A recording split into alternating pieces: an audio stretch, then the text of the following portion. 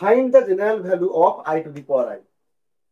I two the power I এর general value চেয়েছে। তাহলে দেখো এটা কেবলই আমরা বলেছি এ টু দি পাওয়ার জেড আকার, তাই তো? তাহলে এ টু দি পাওয়ার জেড থাকলে কেমন লিখি আমরা?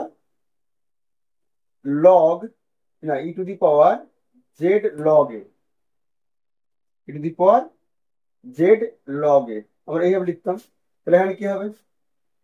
এটাকে আমরা লিখতে পারবো ই টু দি পাওয়ার জেড এর জায়গায় আই আছে, এখানে I log I.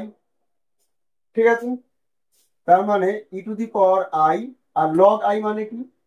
Log I আমরা কি জানি? আবার লগের সূত্র কি ছিল? লগ জেড সূত্র কি ছিল? Log mod Z plus I into theta plus 2n পাই, এটা আমাদের লগের সূত্র ছিল।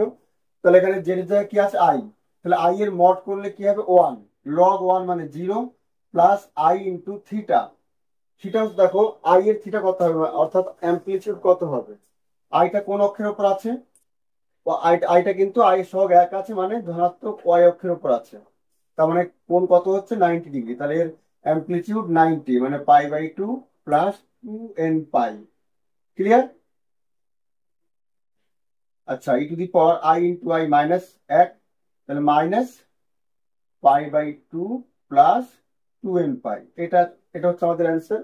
আমরা যদি এখান থেকে π/2 কমন নিয়ে নিই, তাহলে মাইনাস, তাহলে 4n প্লাস 1 π/2 এটা হবে। তাহলে আমাদের আই টু দি পাওয়ার